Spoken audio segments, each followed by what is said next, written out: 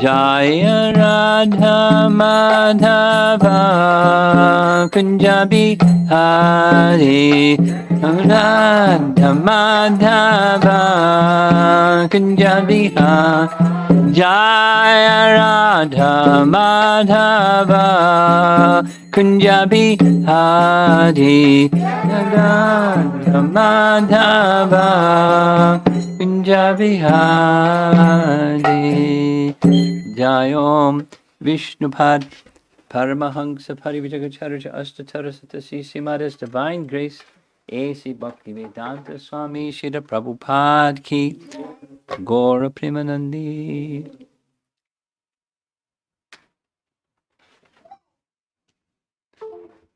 Om Namo Bhagavate Vasudevaya. Om Namo Bhagavate Vasudevaya. Om Namo Bhagavate Vasudevaya.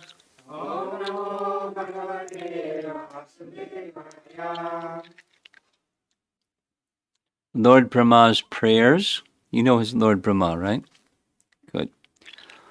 Lord Brahma's prayers to Krishna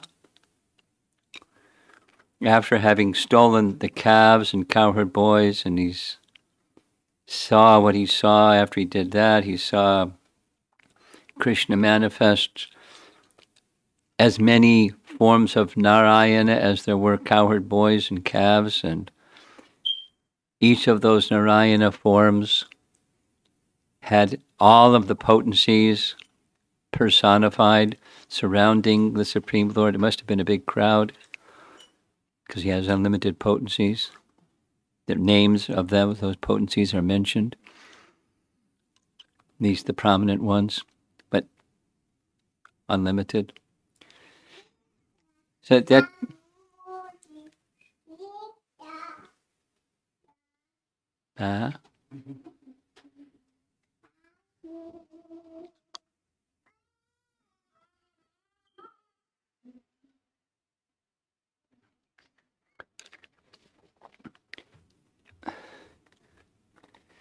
there's a how space and time work with Krishna's pastimes is a topic that we touched on this morning a little bit, specific to the universal form. Like, what is the universal form? There's many different experiences of what is the universal form. And the descriptions are quite different, but it's the same form seen from different perspectives.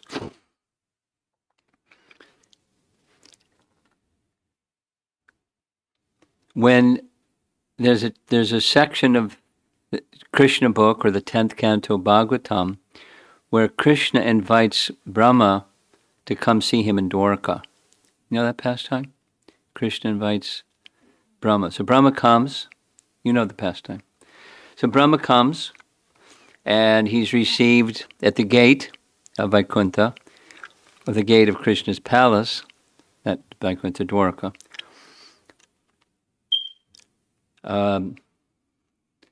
Who are you? My name is Lord Brahma. Well, let me go and see if Krishna is ready to receive you. So he went, came back and said, Krishna wants to know which Brahma.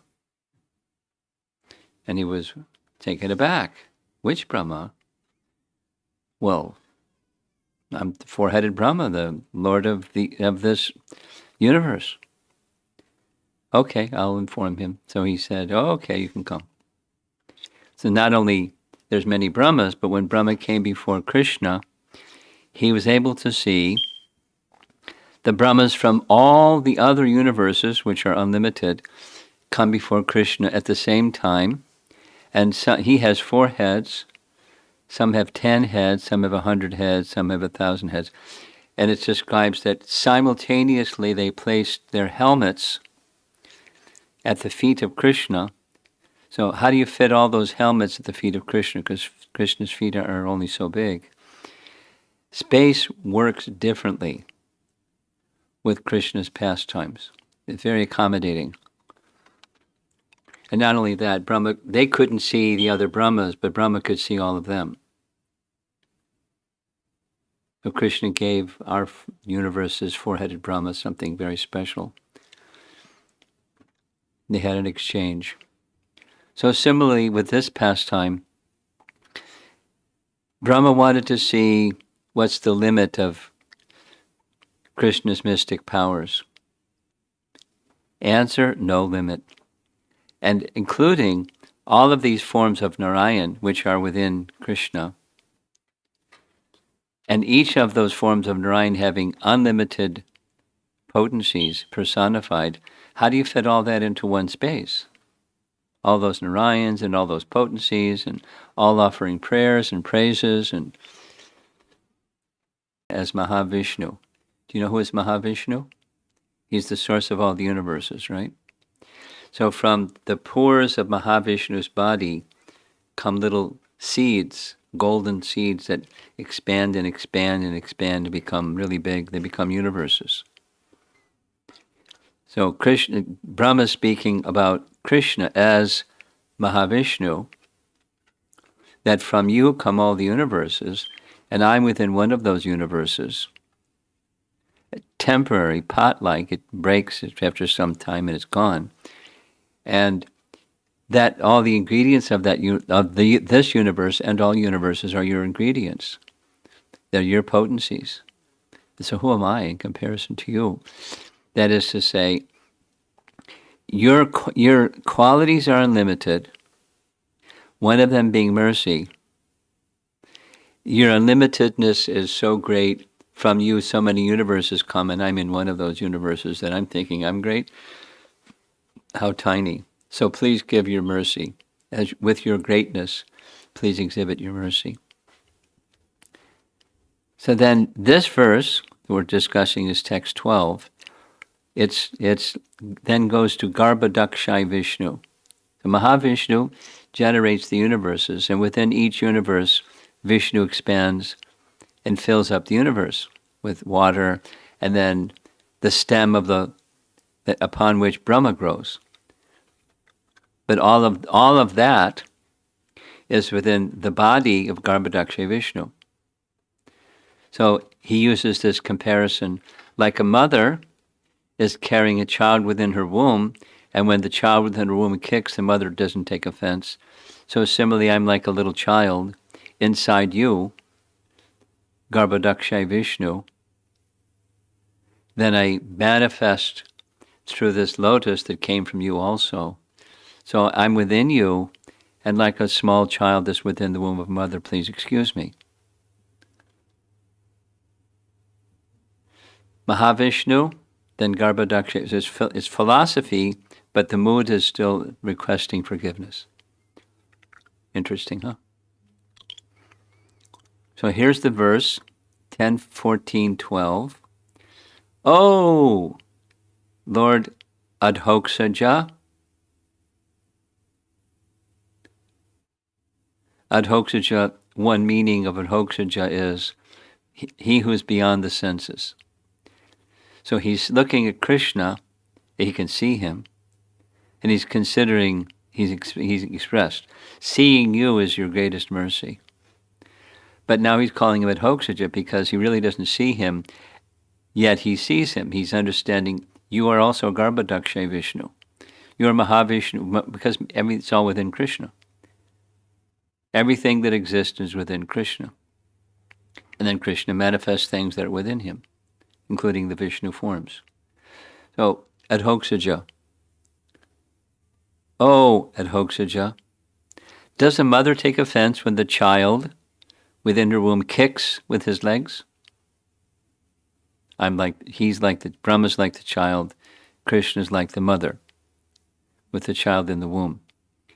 And is there anything in existence, whether designated by various philosophers as real or as unreal, that is actually outside of your abdomen? Everything is within you. So we'll hear a little bit about the different philosophers that say real and unreal about the universe. Because during this time, during Krishna's time, and today also, There are different philosophers, and different philosophers say different things about existence, about the universe, or physical things. It exists, it doesn't exist. This philosophy, that philosophy.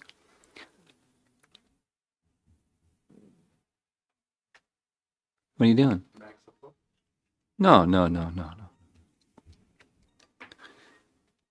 Oh, I see what you're doing. Okay. Vishwanath Chakravarti Thakur. Vishwanath Chakravarti Thakur writes, equating Krishna with Garbhadaksha Vishnu, Brahma speaks, quote, as you are mother to the universe, you are also mother to me. Therefore, you should forgive my offenses. When the child in the womb kicks the mother does not take offense. The universe, which is proved true or false through argumentation, is certainly within you.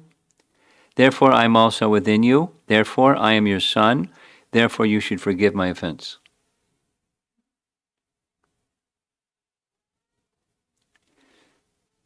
This is similar to the phrase, and I looked up the phrase and couldn't find it referenced anywhere other than this purport or commentary. Pitamahasya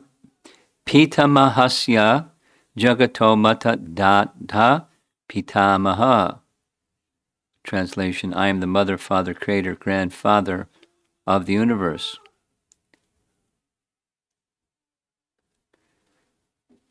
Krishna is everything. So one of the everythings he is he's the mother and father, including of Brahma. Certainly he's the father of Brahma, and here he's like the mother. Here's Jiva Goswami. Moreover, offense cannot actually be committed to you by persons like me, for though you are the master of billions of universes, being merciful to me, you also kept this universe, of which I am the secondary creator, in your stomach like a mother. Brahma praises the second Purusha. The second Purusha means Garbhadaksha Vishnu. And here he uses, we'll hear it again tomorrow, Hiranyagarbha Antaryami. Now, Antaryami, Antar means within. Antaryami is used to describe the Paramatma. But there's the Paramatma, or the Antaryami of the universe, not just of the individual body or individual soul. And that's Hiranyagarbha Antaryami. You with me? Within the heart is the super soul. And then what about the big universe? Is there a super soul of the universe? Yes. And that's another Vishnu, that's Garbhadaksha Vishnu. So he is the Hiranyagarbha Antaryami. Hiranyagarbha. Garbha means egg, because the universes are egg-shaped. And Hiranya means golden, like Hiranyakashipu. Hiranya, Garbha, Antaryami. That's Garbhadaksha Vishnu. Parentheses, monitor of the totality of jivas. Totality of jivas, at least within one universe, because there's multiple universes. So he's the super soul of the universe in which there are so many living entities, the totality of living entities, also known as Pradyumna. Wow. Pradyumna. So there's Vasudeva, Pradyumna, Aniruddha, Sankarshan. Are you familiar with those? No. Yes. Yes. Yes? No. Okay. In Vaikuntha, as well as in Krishna Loka, there's Krishna's name in Krishna Loka is Vasudeva Krishna. That's outside of Vrindavan. Vasudeva Krishna, the son of Vasudeva. And one of Krishna's first wife in Dwaraka starts with an R, Rukmini. And their first son starts with a P, Pradumna. So Vasudeva, Pradumna, Balaram is Sankarshan, right? We know that from the name-giving ceremony of Krishna and Balaram, Sankarshan. And Aniruddha is the son of Pradumna. So there's the four. And they exist also in Vaikuntha. They're expansions of Narayan to assist Narayan, and they're known by those names. Vasudeva, Sankarshan, Pradumna, and Aniruddha. When Lord Ramachandra appears, it's the same four. Right? Ram is Vasudeva, Lakshman is Sankarshan, and then I don't know which is which, Pradumna and Aniruddha. Who knows who's who? Pradumna, Aniruddha. Somebody that's watching, you can send a message, I forget. But Bharata and Shatrughna. So there's the same four. So of those four, similarly, Garbhodakshay Vishnu is equated with being Pradumna. It's one of the principles of the Vaikuntha realm, and Vishnu expands the portion of a plenary portion, that language is used, for the purpose of creation, and Pradumna is Garbhodakshay. Garbhodakshay Vishnu is an expansion of Pradumna, or is Pradumna, known as Pradumna.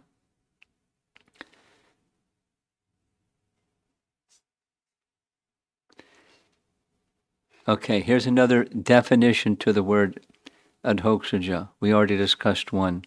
Beyond the senses. Akshaja is to see. Adhokshaja, beyond the perception of the senses. It's the name of the Supreme Lord. Here's another meaning. Adhokshaja means he who has the power of senses under his control.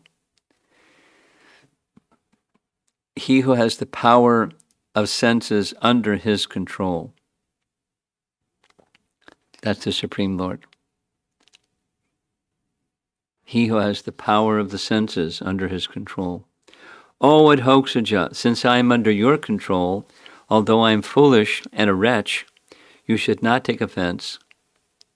Kukshehe, in this verse, means in the womb, refers to the Lord with a body of inconceivable energy in the form of Hiranyagarbha, which normally means Garbhodakshay Vishnu. So remember, he's looking at little boy, 5-year-old boy, identifying, you are Hiranyagarbha, you are Garbhodakshay Vishnu.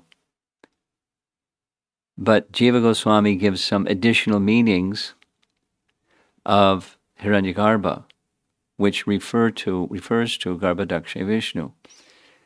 He doesn't explain them, but I'm going to read some verses in the Bhagavatam that do. So, the subtle body of the universal form.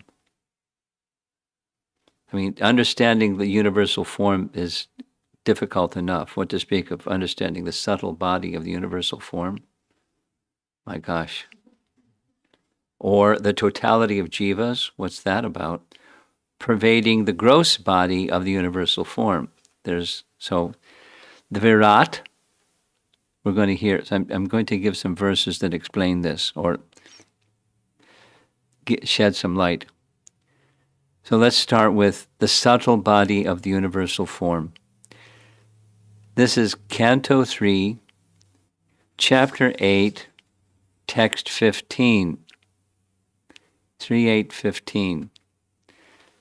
Translation. Into that universal lotus flower, Lord Vishnu personally entered as the Supersoul,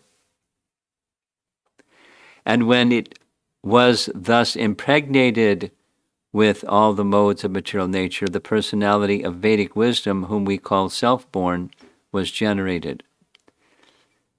Here's Prabhupada's purport. The lotus flower, this lotus flower is the universal Virat form.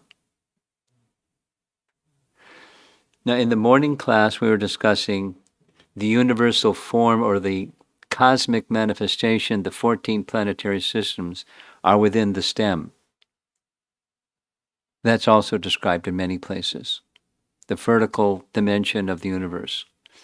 7 upper, 7 lower, etc., etc. Within the stem, vertical. Here it says, and the arrangement of those 14 planetary systems is the universal form. At least one of the descriptions of the Virat Rupa. Here, it's the Virat is the lotus flower is the universal Virat form. Lotus stem and the flower. Because the flower at the top, that's Brahma's planet, Brahmaloka. And then within the stem, or the rest of the lotus itself, is the rest of the universal form. So, the lotus flower, the lotus stem and flower, that is the universal form. Or the gigantic form of the Lord in the material world. It became amalgamated in the personality of Godhead Vishnu in his abdomen at the time of dissolution, and it becomes manifest at the time of creation. This is due to Garbhodakshai Vishnu, who enters into each of the universes. And I've underlined this. In this form of the sum total of all fruitive activities of living entities conditioned by material nature, that's the stem. That's another way of describing what the stem is. The sum total of the karma of the living entities that are within the body of Garbhodakshai Vishnu. When karma is activated by the time energy and it's time for creation, it comes from his navel in the form of a stem, and then a lotus. The sum total of the karma of all the living entities, one universe's worth of living entities.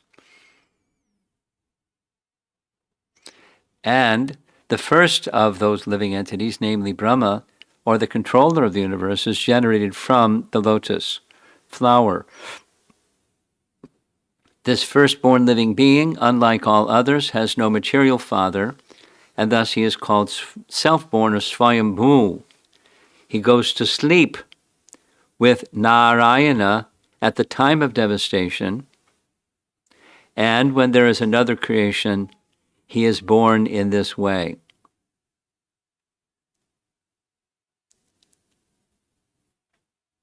From this description, we have the conception of 3. This is Prabhupada's purport. From this description, we have the conception of 3. The gross Virat form, that's the cosmic manifestation, the universe, the planets within the universe, the gross Virat form, the subtle Hiranyagarbha,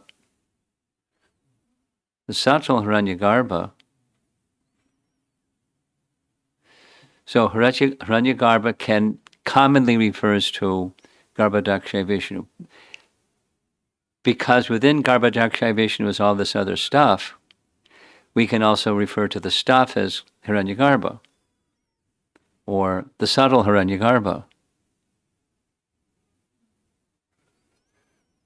And the material creative force, Brahma, so that's the 3. The universal form itself, the subtle Hiranyagarbha, and the material creative force, Brahma.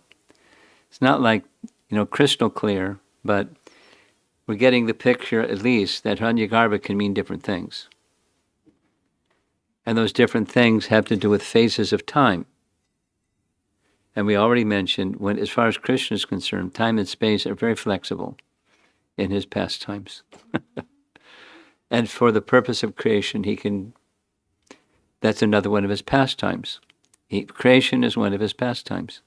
And Vishnu forms are part of that creative process, and they do different things through the passage of time. They're not affected by time, but time is under their control, and time as we know it, okay, being a time for creation.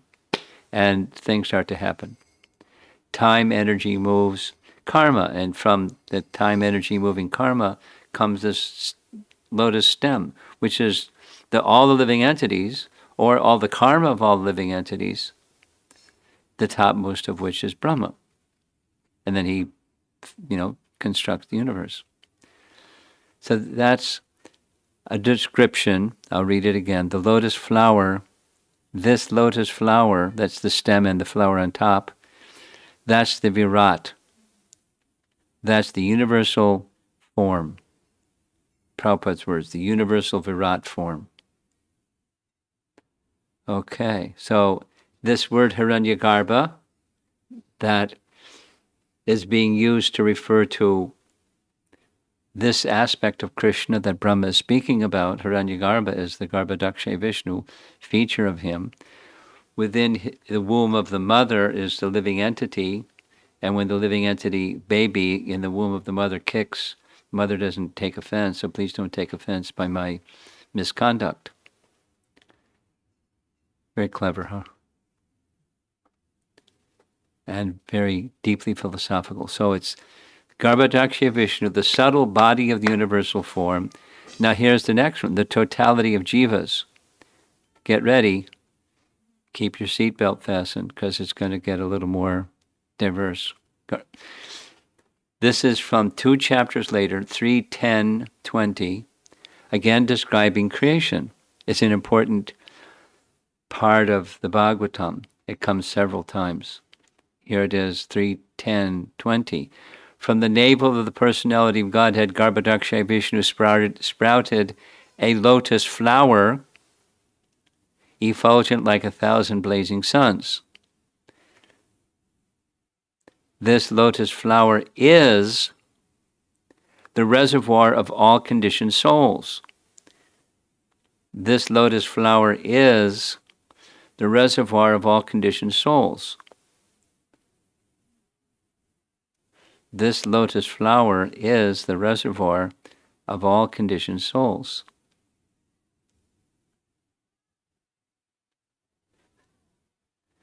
It's a funny looking reservoir.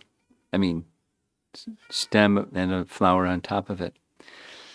So it's the karma of the living entities. It's all living entities. It's the subtle form of the universe. It's the form of the universe. And all of those things are within Garbhodakshay Vishnu. Or are also Garbhodakshay Vishnu because they're within him. At least in the non-difference feature. Hiranyagarbha. Prabhupada's purport. It appears from this verse that the conditioned souls, that's us, who rested within the body of the personality of Godhead after the dissolution of the last creation, came out in the sum total form of the lotus. It's just saying it again. The living entities, the totality of those living entities, make up the form of the lotus. Now, conditioned souls have coverings. So they're going to be manifesting individual bodies. This is called Hiranyagarbha. The first living entity to come out was Lord Brahma. Whew. So that was it. That was an exercise of appreciating when Brahma is speaking, he's the creator, so he knows how to build the universe at least. But he knows more than that. He knows where he came from as Garbhodakshay Vishnu. He knows that within Garbhodakshay Vishnu is all the living entities and all these other things mentioned. The subtle form of the universal form, the totality of the living entities within one universe's worth at least, and the karma of all those living entities. And that's what his life is made up of. Now he's looking at the person, Krishna, who is the source of all the universes, which means all the Garbhodakshay Vishnus. So at least within this particular universe, Garbhodakshay Vishnu is Brahma's source, and I was in your body, like a child is within the body of the mother, the abdomen of the mother.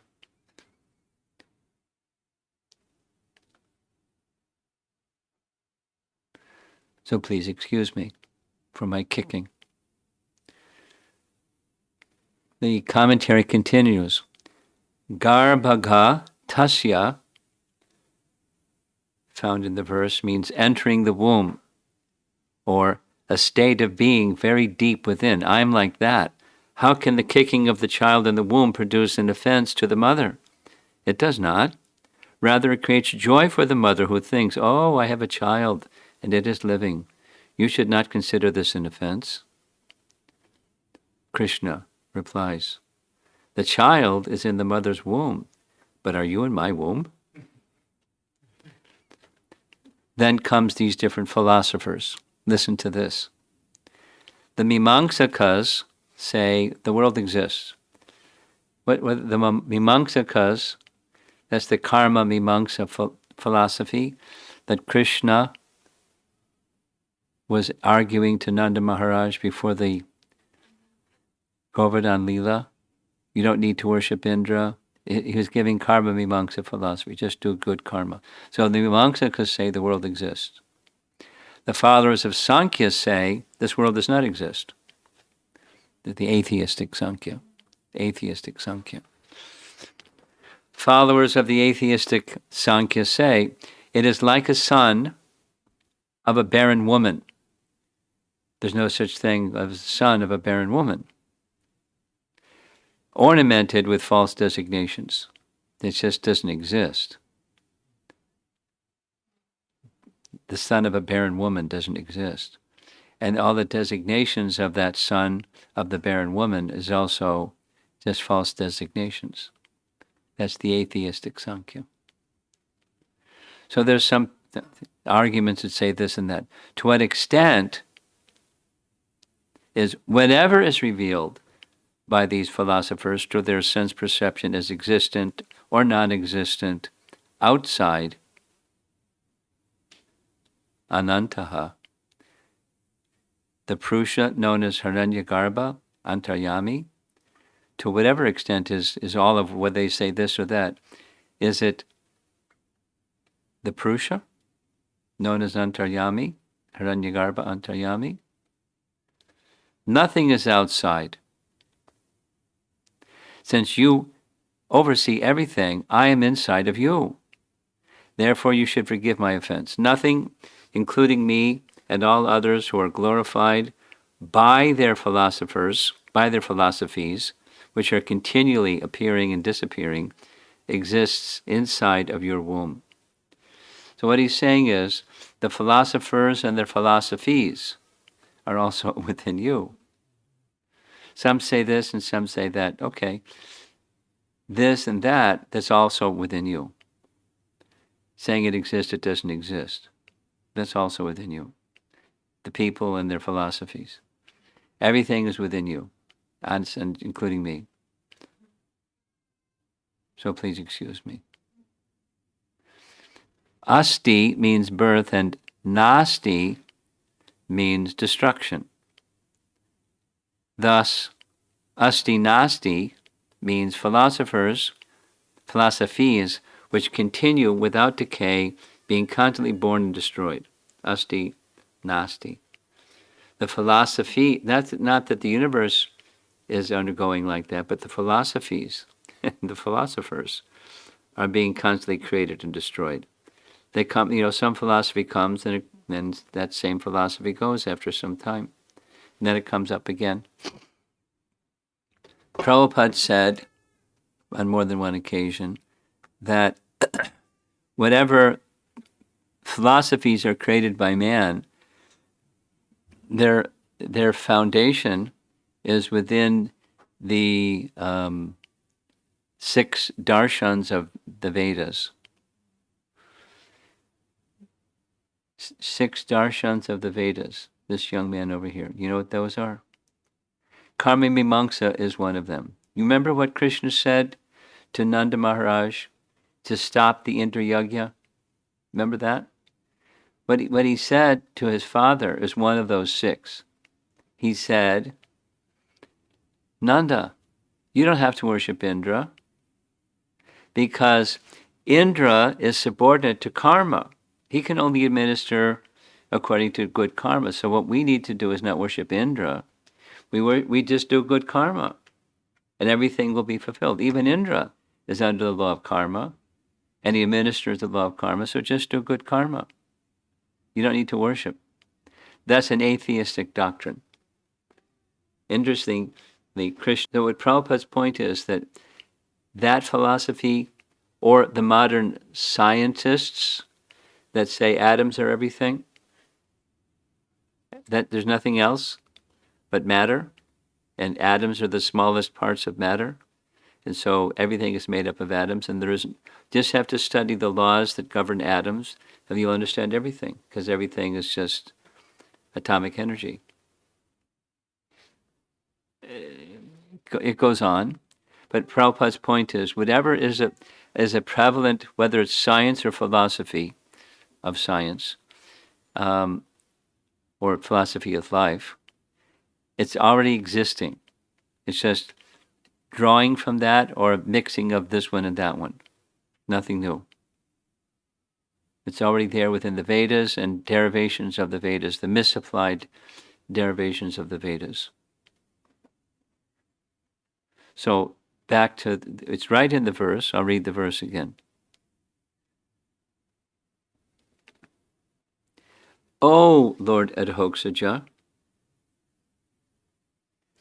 does a mother take offense when the child within her womb kicks with his legs? And is there anything in existence, whether designated by various philosophers as real or unreal, that is actually outside your abdomen? Really packed up little verse. So the universes and everything, what if the philosopher is calling it real or unreal, those philosophies are always under coming into being and going out of being. The philosophies and the philosophers and the universes that they're calling real or unreal, they're all within the abdomen of Garbhodakshay Vishnu, who generates everything. So I'm also within you, like the child within the womb, the abdomen of the mother. And if my kicking should be forgiven, please forgive me. It's a very interesting way of asking for forgiveness. He's not saying that he's not denying that he's done something wrong. He's not saying I've done nothing wrong. He's already acknowledged the wrong, and in very specific terms. He didn't even acknowledge that the kidnapping was the wrong. His wrong was challenging the powers of Krishna against his own powers. He likens it to a spark trying to burn a flame. Come on, spark doesn't burn a flame. Flame is already a big fire. What can a spark do? A little flame, a little spark, burn a big flame. Come on, that was it. I'm impudent and foolish. That he's acknowledging his mistake. And he wants forgiveness for it. And Krishna is honoring, we hear from our acharyas, he's not said anything, but his contemplation is, he's very dedicated to me. So I must forgive him. I must show him my mercy. He does.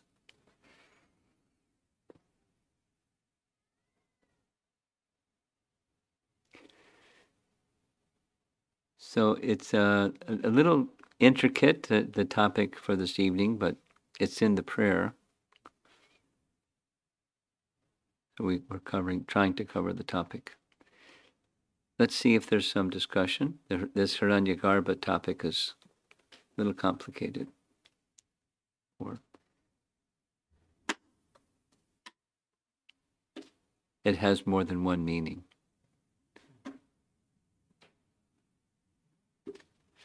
You have something? Yes? Take the microphone. Hare Krishna Maharaj. Best if you take your mask down when you speak, because I'll hear you better. Thanks. Hare Krishna Maharaj. Thank you so much for enlightening with the Virat Rupa. It's Yeah. completely bewildering for me to understand the It's three. new. Yeah. It's new. So Maharaj, I have a question. During the dissolution, During the dissolution. the stem, which is the totality of all the karma of all living entities, Yeah. it gets destroyed, It right? gets, when time gets withdrawn, that's how Vishnu winds up the universe. He just pulls the plug. Mhm. He withdraws the time energy. And the time energy is needed to activate karma. So when time energy is withdrawn, karma goes into abeyance, or you can say it collapses. Okay. It doesn't go out of existence. It's just not being manifest for the time being because time is withdrawn. Okay. So my question is like our karma will not go anywhere. No. So it will. It's So activated. I thought we'll be absolved from our karma. No, when the no, dissolution it's not a clean slate. It just goes into anesthesia. Okay. So we will be still haunted by the karma. Yeah. It's clinging. It clings to the living entity, yes, subtly. Thank you, Maharaj. I have another question, Maharaj. Like Lord Brahmaji, the most exalted devotee of Krishna and who has a complete knowledge of all three forms, the Lord was still not able to recognize the child Krishna when he was in front of him. So this happens to me in my every day in my life, but I don't really see Krishna, but I interact with the, I mean, as conceptually I know like every living entity has Paramatma feature in them. So I'm kind of forgetfulness, and because of that I keep I mean sometimes I go heavy on a lot of people. I do commit the same kind of mistakes. Yeah, same topic as the last time we were here. So The anger topic. yeah. But still how, I mean, theoretically the I know like every living Krishna is situated in every living entity's heart, so I have to see the Paramatma feature in every living entity. But still I keep on forgetting that aspect, and sometimes It's I've been cultivation. conditioned so much that I keep It's forgetting. the perception isn't material perception, but it's direct perception. Pratyaksha avagamam dharmyam susukam kartam avyayam, from Bhagavad-Gita. You know that verse, right? Chapter 9, Bhagavad-Gita, Yeah. beginning I heard verse. that part. Raja Vidya Rajagoyam Pavitram Idam Uttamam Pratyaksha. So, that knowledge, the knowledge of bhakti, the knowledge which bhakti gives rise to, bhakti gives rise to knowledge. And that knowledge which bhakti gives rise to is that which gives this direct perception. Jnana and vairagya arise also from bhakti, knowledge. But so there's theoretical knowledge, and then there's pratyaksha, direct perception of that which you know. So you're getting the theoretical from reading Bhagavad Gita, and you accept, but you don't have that direct perception. To get the direct perception, it requires the power of bhakti to give you that direct perception. So the answer to your question is you strengthen your bhakti, and that perception will be yours. Of course, by the grace of Krishna, not mechanically or automatically or something, but by the grace of Krishna, he will reveal to you that which you know theoretically today, but you're not perceiving. You'll perceive it, and it'll stay with you as your bhakti matures. So the obstacle is not exactly the anger. The obstacle is our the weakness of our regard for Krishna. We have forgotten Krishna. And that's what's covering us from the perception of that which we theoretically know. Thank you so much. So you're on the way. You have a theoretical understanding that some people don't have. And there's because of the grace of our disciplic succession, starting with Prabhupada and going back in disciplic succession, we have lots of commentary that makes it, abundantly clear and gives us confidence, yes, it's true, and so forth, on the authority of previous acharyas. We have confidence it's true. We theoretically know it. We have some faith it's true. That's impetus to deepen your bhakti process. And so the bhakti process is deepened primarily starting with the hearing process, the hearing of the holy name and the hearing of the scripture, just like we're doing. And initially, it's like way up there. All this Hiranyagarbha conversation is way up there, understanding. That's okay. Hear it and hear it and hear it, and things that are very remote, gradually they start to understand. We had a little discussion about this on the way over to your home this evening. By hearing these topics again and again, you can have a little conversation with Vamsi Dari later. He's starting to understand how it works, not just the theoretical, but how it works and the application of how it works. And, the picture is becoming clearer. That happens from hearing, from proper sources. That which is notionally correct, we can accept in principle, becomes more realized. Jnana becomes vijnana by the hearing process, because there's cleansing and there's awakening. Both. The coverings are becoming eradicated or reduced at least a bit, and the original consciousness of the living entity in relation to the supreme living entity is being awakened. Now what we're getting here in the Bhagavatam, I was thinking about this. We don't hear this kind of explanation, like say in the Bible or the Quran, or there's no explanation like this. The details of yes, he's almighty, but the almightiness of the Almighty is not understood. He's merciful and mighty. We used to sing songs in church. Lord God Almighty, but this is more than that. It's like, how is he almighty? How is he all merciful?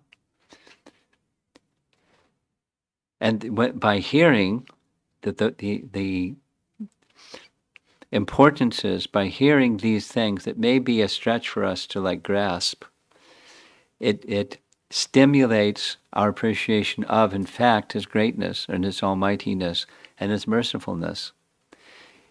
We get closer to Krishna. It's like bringing the cooking pot closer to the flame.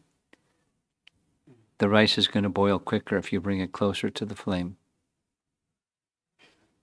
That's easy to understand. So if you want to have cooked rice, make sure the pot is close to the flame. So if we want to awaken love for Krishna and take away these other tendencies, anger and other tendencies that are, just unwanted coverings, it's the hearing attentively, very, very, very carefully, again and again and again and again. The mantra and the Bhagavatam and Bhagavad-Gita and Krishna Katha or Hari Katha. Thank you very much, ma'am. That helps a lot.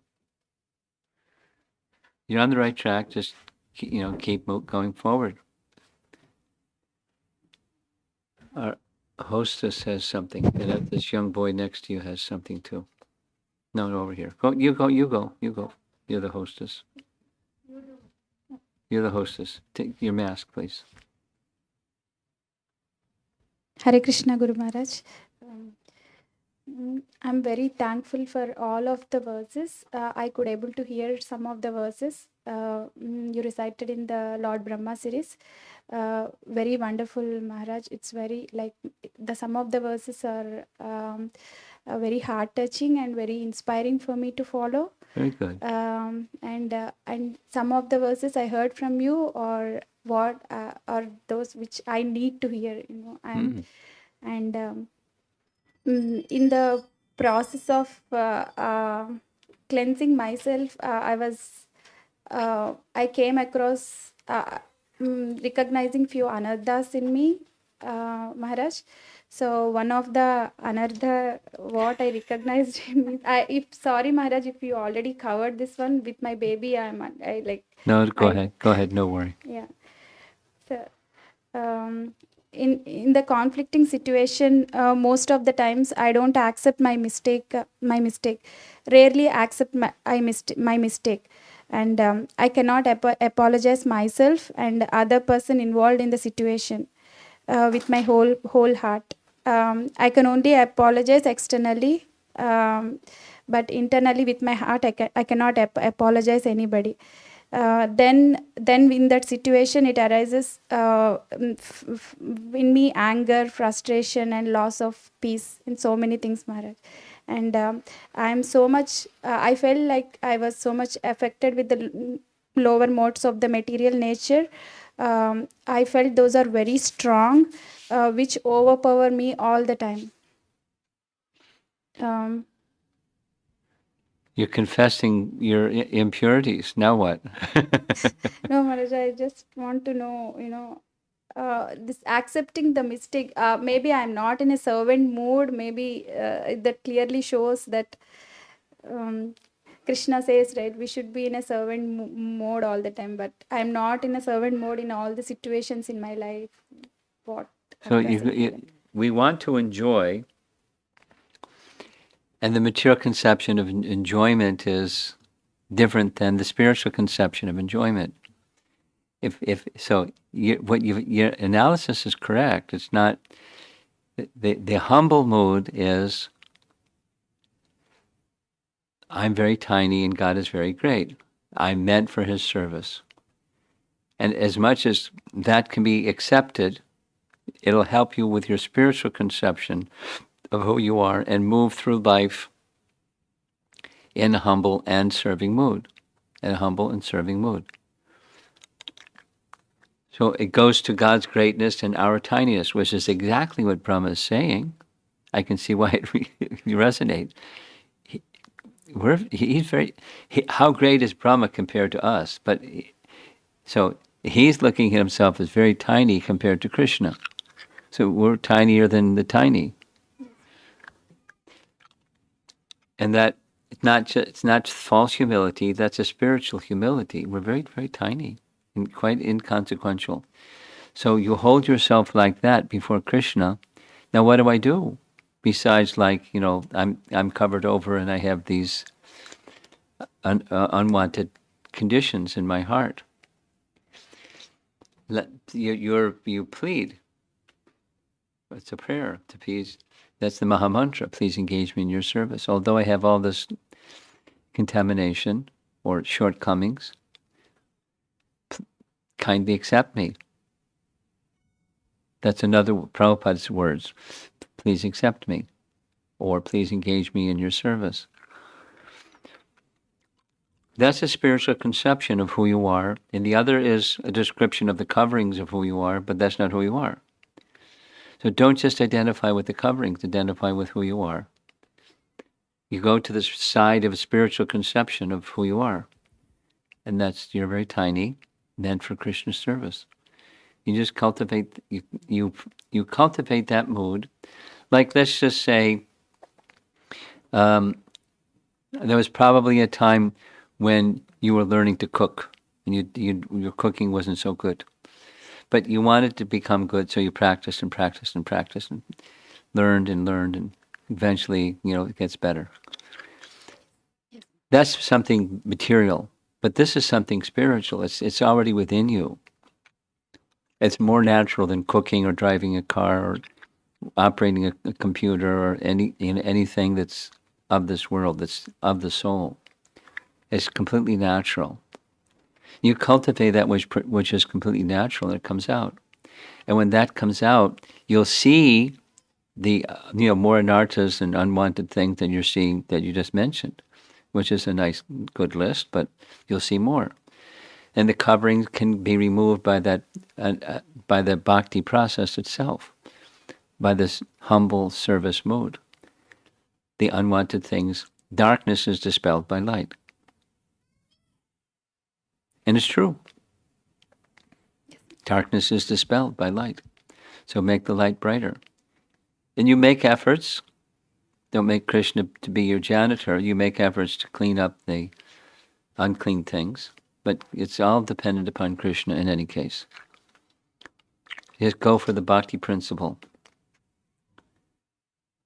Same as over here with your husband, with the process of hearing.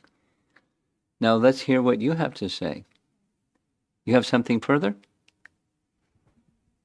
You have something more? You have something more. Okay, go ahead. Go ahead, something more. Maybe I'll ask later, ma'am. Okay, he's being very patient. We'll come back to you.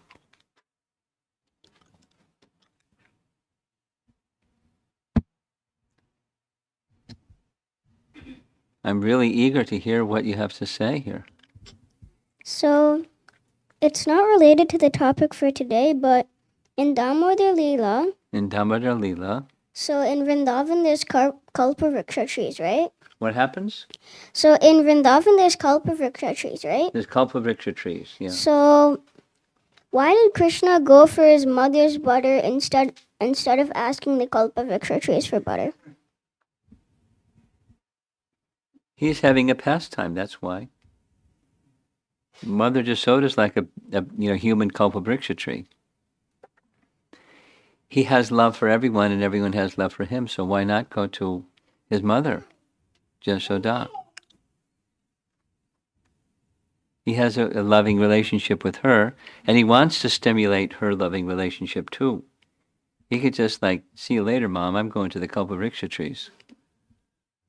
But, he wants to engage in loving exchange with her. Okay. Okay.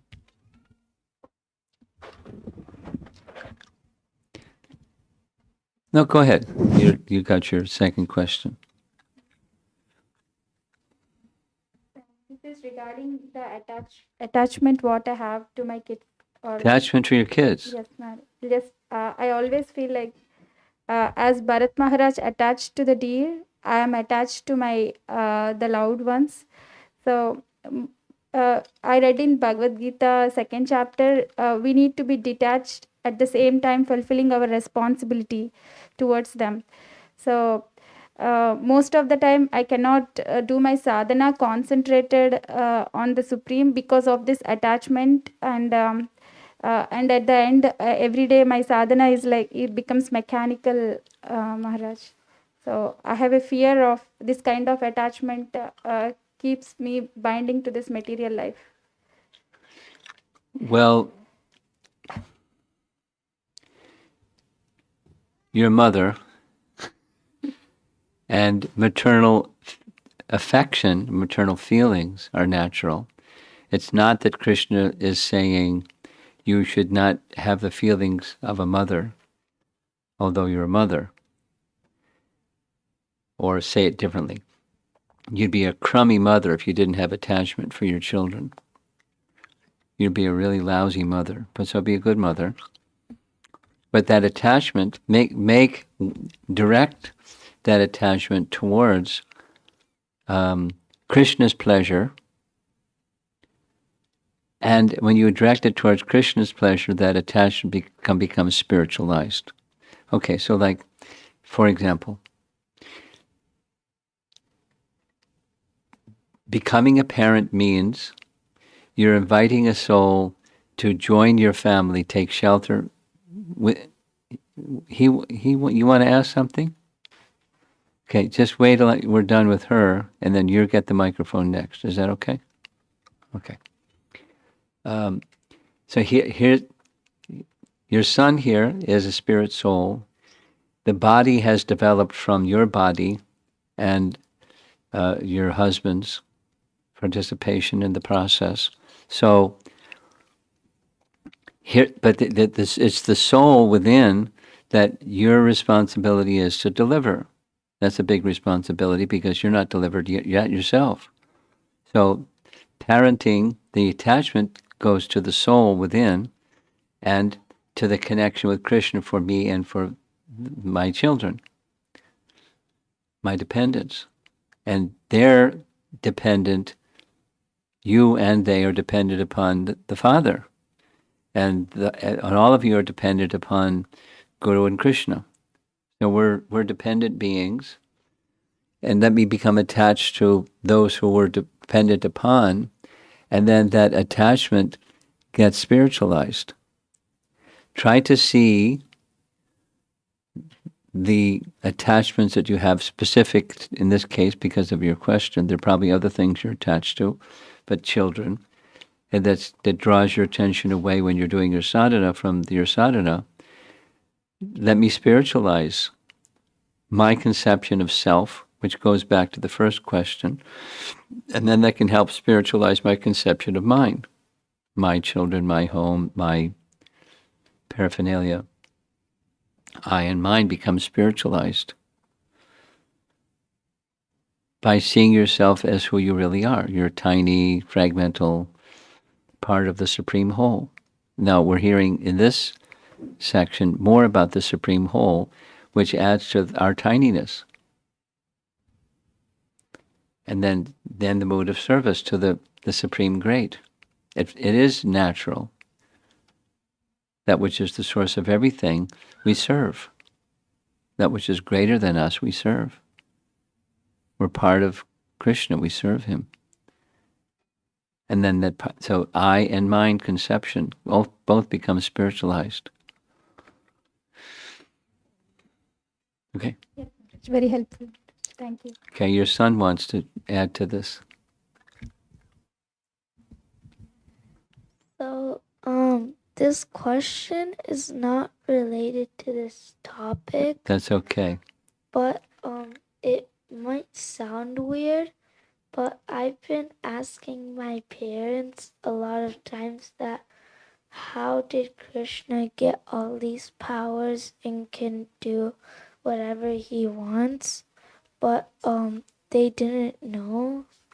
So like my question is how did Krishna get all these powers and how can he do whatever he wants? Okay. Your question is a very fundamental Vedanta Sutra question. Okay, so let me say your question in a different way. That which is the source of everything, what is the source of that which is the source of everything? That's the question you're asking. Because the powers that are Krishna's are not from some other source than Krishna, because he's the source of everything. But your question is saying, okay, Krishna is the source of everything. What's the source of Krishna? The answer is there's nothing that is the source of Krishna because he's the source of everything. That's what the absolute truth is. Say the same thing in a different way. We're used to cause and effect. So like, you roll something across the floor. And as it's moving across the floor, there's a cause. Someone rolled that thing across the floor. Or anything you can think of in this world is the effect of some cause. And what's the cause of that cause? That's, it created a certain effect. So what's the cause? So you keep going back and back. What's the cause that has no prior cause? That's Krishna. And your question is, what's the cause of Krishna? And the answer is, there isn't a cause of Krishna because he's the cause of all causes, by definition.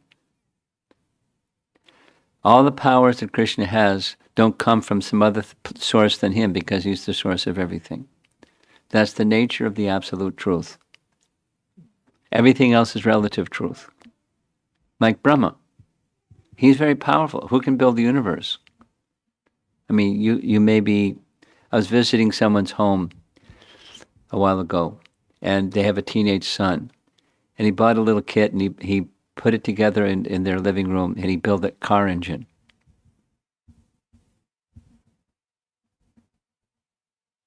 No, that's very creative. Built a little car engine in his living room. But where did he get the ability? Where did he get the ingredients? Krishna doesn't need anything to produce anything because it's all within him. He's the cause of all causes. So that car engine that was in the living room of somebody's home had a source. Everything we know has a source, except Krishna doesn't have a source. He's the source of it, but just by definition. Does that help your...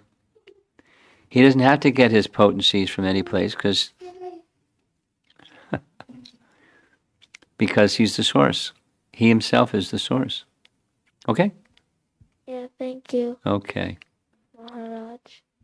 Do we have online questions? Let's go online.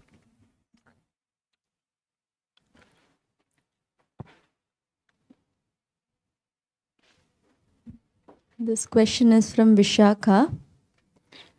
When we are scared and we think of Krishna, will Krishna protect us?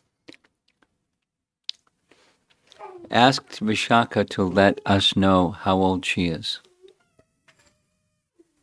Do you know how old she is? She's 5. That's it. 5 or 6? Ask her to send a message. But when Krishna knows that we're scared, will he protect us? That's your question? When we are scared, if we call upon Krishna, will he protect us? When we're scared, if we call upon Krishna, will he protect us? Well, he'll protect you even if you don't call upon Krishna. But if you call upon Krishna, for sure he'll protect. She's 6 years old. 6 years old. So Sundara Dinakar Prabhu, he has 2 questions. First question is, in Sikshashtakam we learn Amanena Manadena. One must be ready to give respect to others and not expect any respect. But as social beings, we do expect some acceptance from the circle of devotees. Also, we learn that the 6 nice exchanges between devotees have give and take gifts. Is it not good to expect some appreciation from devotees? It's not good. It is not good. I mean, what Lord Chaitanya said is correct. So I'm not going to say something other than what Lord Chaitanya said because it's correct. Now, is it natural and human? Yes. Is that part of conditioned life? Yes. If we want to go beyond conditioned life, do we have to let go of that expectation? Yes. So what's life like if you don't have an expectation? You just serve with no expectation. That's liberation.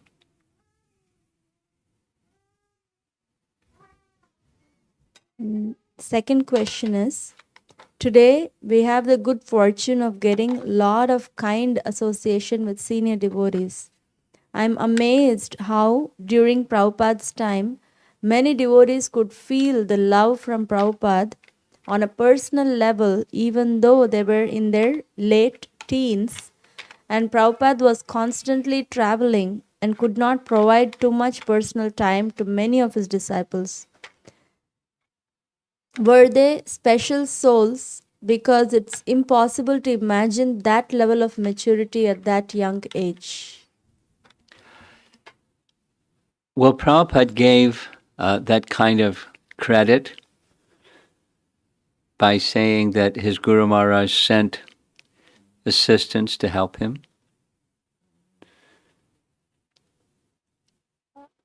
I don't think necessarily we were special souls. Maybe, it's story after story after story. It is pretty amazing that how quickly young people became devoted to Krishna. during Prabhupada's time. Very, very capable people, just like poof, contact, and they're fully engaged in Krishna's service. So part of it is the potency of Prabhupada, and part of it is Bhaktisiddhanta sending special souls very quickly. Many, many, many, many, to help Prabhupada in his mission of spreading Krishna consciousness, which he could not have done without many hands. So, but especially Prabhupada's potency and mercy that made that possible. This question is from Sashireka Mataji. Hare Krishna Maharaj, I still did not understand what is subtle body of universal form, and in spiritual world everyone has subtle but no one has gross body. Is that true? Well, subtle body of universal form is not clear.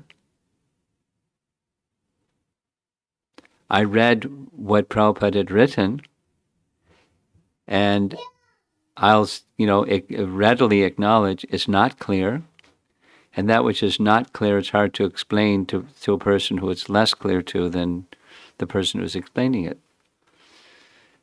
So since it's not clear, the best I can do is what Prabhupada said: when you don't understand something, read it again. And if after reading again you don't understand it, you read it again, and over time, then gradually you start to understand it. The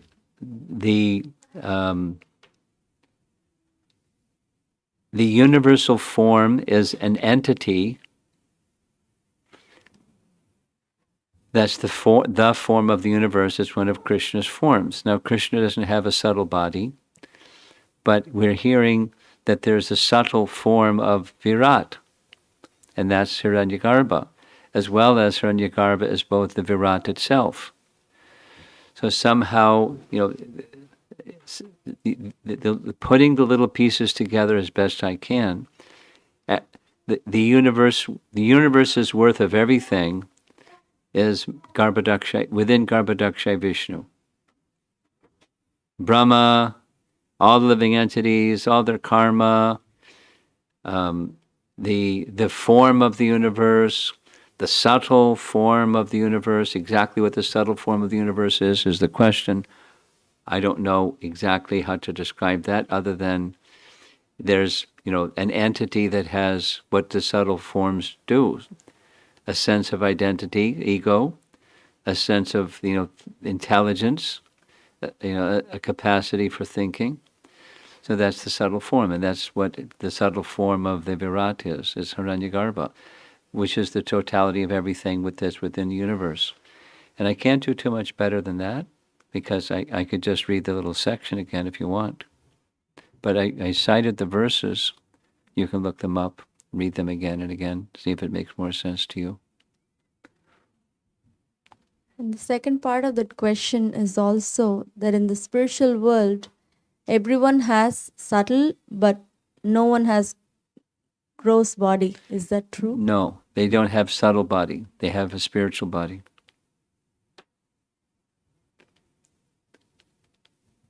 This question is from Srinivas Srihari Prabhu.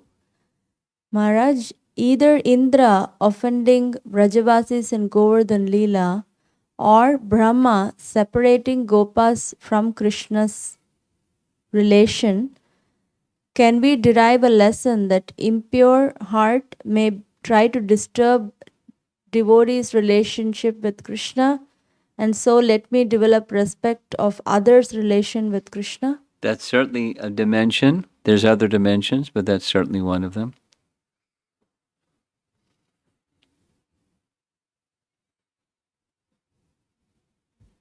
Another question from Vishakha.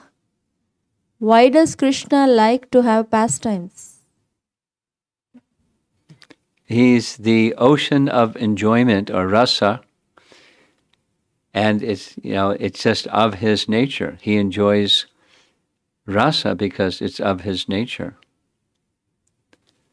He doesn't need a reason to. He just wants to enjoy rasa, so he does rasa pastimes.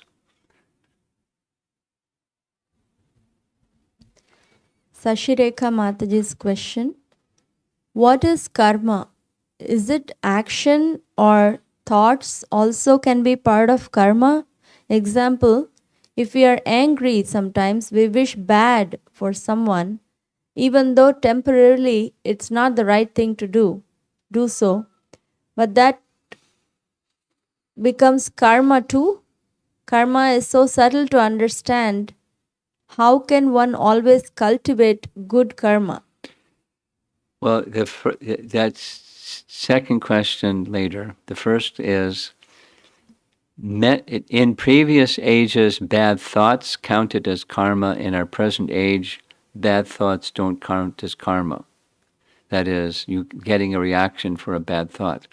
However, a bad thought quite often leads into action. Thinking, feeling, willing a bad thought, then action follows commonly. So we're not held in this age, the teaching is, we're not held karmically responsible for bad thoughts, but check them when they come, because it will often lead to an action. And in previous ages, one is responsible for bad thoughts, karmically responsible. And the final is how to develop good karma. Follow Bhagavad-Gita. Hare Krishna. The mode of goodness is good karma. And there are so many, how the mode of goodness is shaped or how it appears in so many spheres of life. It's the largest section of Bhagavad-Gita is describing the modes of nature and its effect on living entities.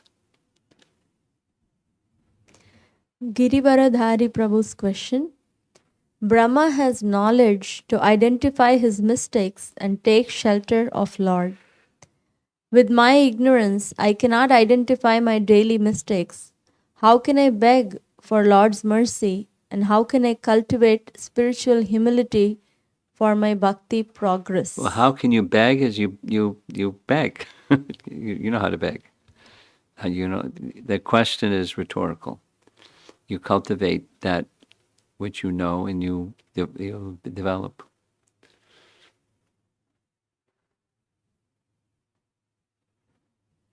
This is from Srinivas Srihari Prabhu. He had asked a question about Indra Lessons. offending and Yes. So he's asking, may I know other dimensions? Oh, you know the other dimensions. Don't be proud. Don't, because pride will cover good discretion, proper discrimination, or your sense of devotion. Indra is a devotee and Brahma is a devotee, but they both became a little filled with themselves. So beware of pride. And be always respectful to Krishna and Krishna's devotees, which is, I guess the flip side of what he was saying. Go ahead. That's it.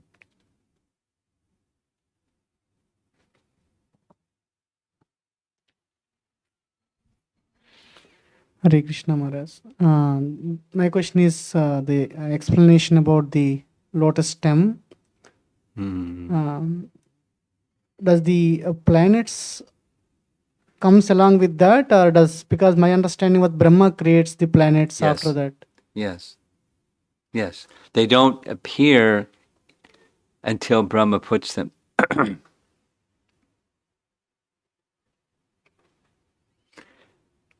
That answer your question? Yeah, that first part. Second part, when you say Brahma puts them, because I think that is in the Garbha ocean. So I was trying to understand how that is. I understand that Brahma's planet is the topmost planet. Below that, the other planetary systems are there. So how is that related to the stem part of it? I was trying to think. I'm trying to understand what your question is. You can describe the process. I don't recall reading anywhere where it says the stem is hollow, and at the top of the stem is a flower. That's where Brahma is born. He gets enlightenment, and then he begins his process of creation, and then he kind of moves down that stem and puts this planet, that planet, the other planet, the other planet. It not describes, he fills up the hollow. I don't find a description like that. Exactly how he goes from the universal form to filling it up. The universal form is conceptual, and then he makes it manifest, 3D in, real space. So that process, I don't recall hearing it, but it's within the upper portion, the upper half of the universe. The planetary systems are arranged by Brahma. And all of that is within the stem of the lotus. And we discussed that in the morning. Exactly how that works is not clear, other than saying it's within the stem. So then okay, well, what's the stem? That the universe is within the vertical dimension. Is it like a funny shaped stem? It just goes like the upper half of the universe. It's like really wide at the bottom, and it goes up and it goes narrow at the top, like a dome. Is that the shape of the stem, or what is it?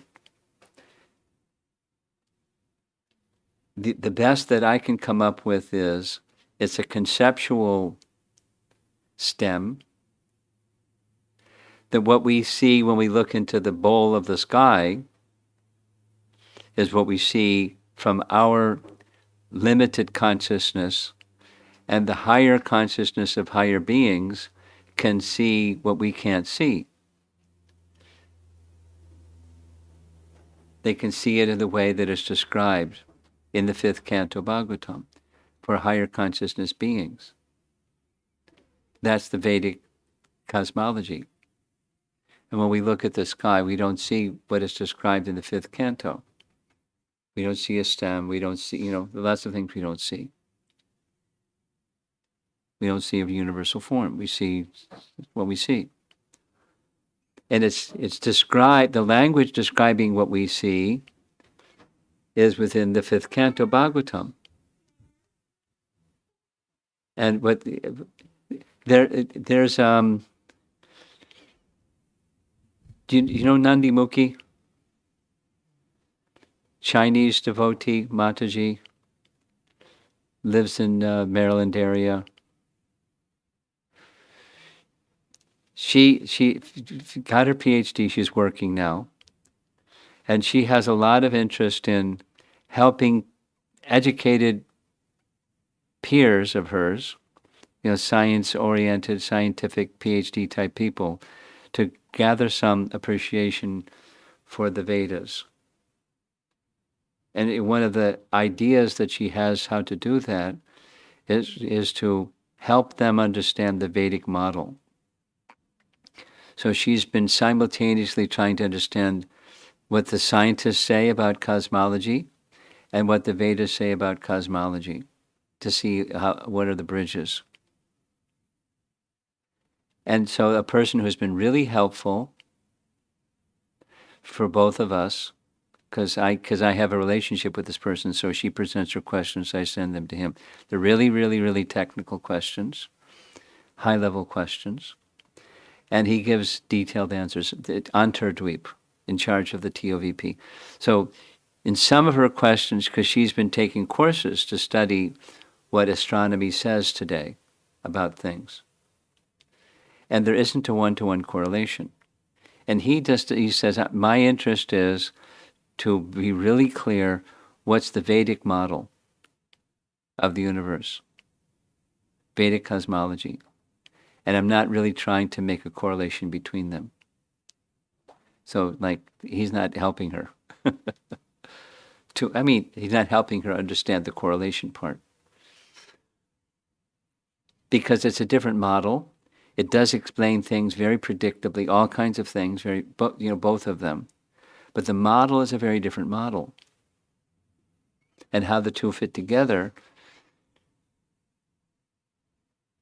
is not so clear, other than it's a different model. Taking a really simple expression, supposing you want to get from point A to point B. There's so many different ways of getting from point A to point B.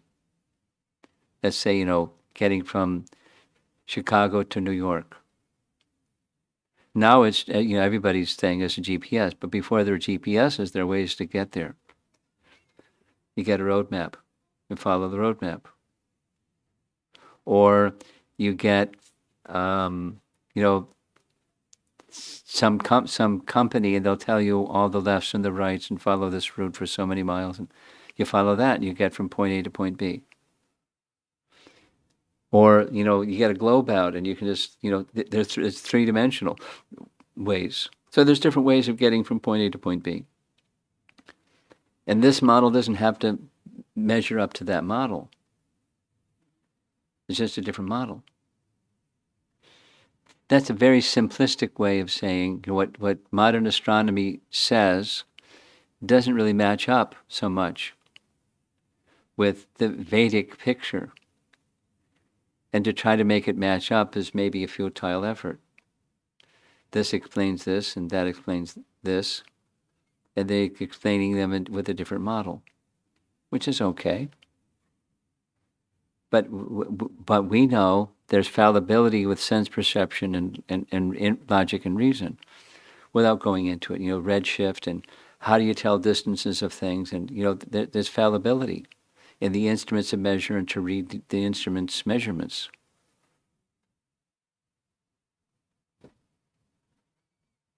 And they're just going to town with, their model. And then they have to adjust the model, and then adjust the model, and adjust the model. The Vedic model doesn't adjust. It gives a picture that's very clean, perfect.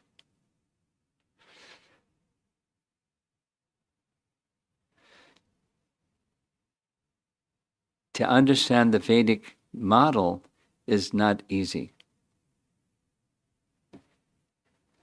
because it's a different model than what sense perception and reason work with. It's quantifiable. There's numbers involved. But how the model moves and works. We don't rely on your senses to sort it out. There is a logic to it. There's a science to it. But it takes, entering into another kind of consciousness, another perspective, to really understand how the whole thing works. Okay?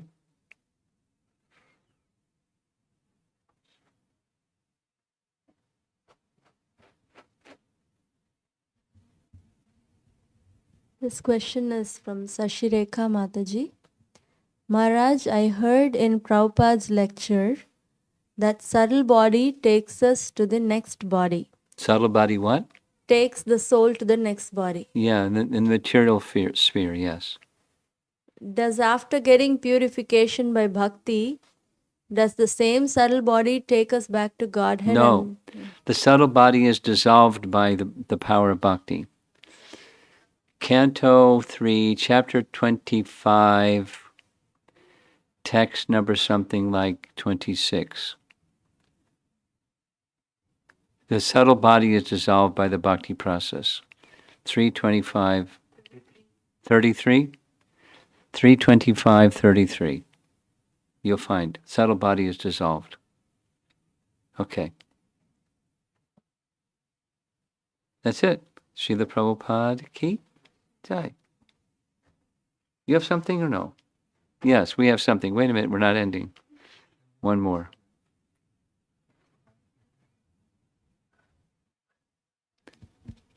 We're not done yet. We're not done yet. We got another question. Go ahead. Hare Krishna Guru Maharaj.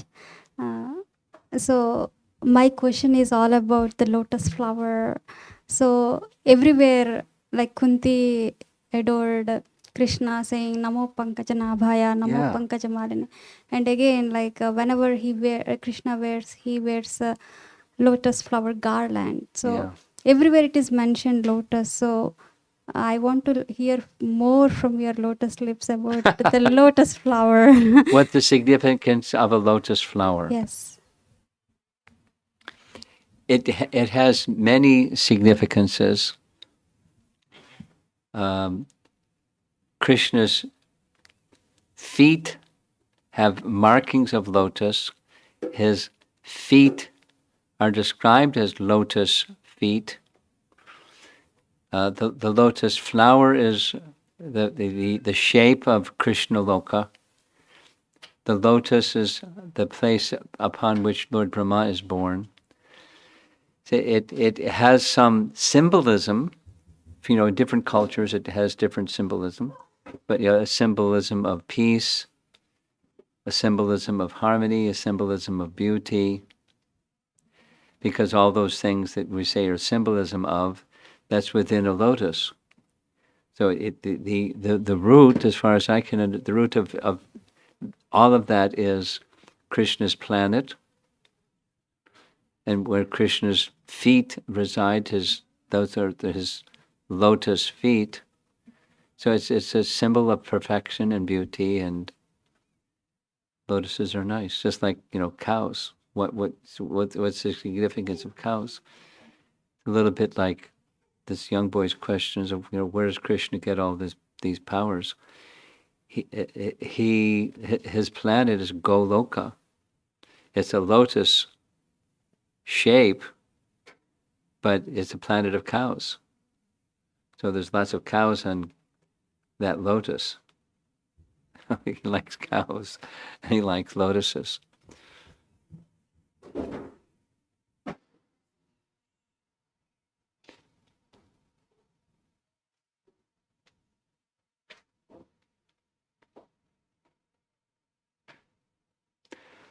Pankaja means takes birth from mud. That's the literal meaning. Pankaja. The lotus grows from the mud. So the mud, that's material earth plus some water and other elements. But the lotus grows from the air. Now that's material lotuses, and those material lotuses are reflections of the spiritual lotus. So it's the primordial existence of the significance of the lotus of Krishna Loka. We don't find the other planets, Vaikuntha planets, being described as shaped like a lotus. It's just Krishna Loka. So it's a primordial lotus that's just Krishna's abode. And then there's reflections of that, even ones that grow from mud. So is it the same reason, Maharaja, Prabhupada made the ISKCON logo as a lotus flower? Well, I don't think Prabhupada did it. We did it. His followers did it. Okay. Thank you so much, Hare Maharaj. Krishna. Srila Prabhupada ki jai.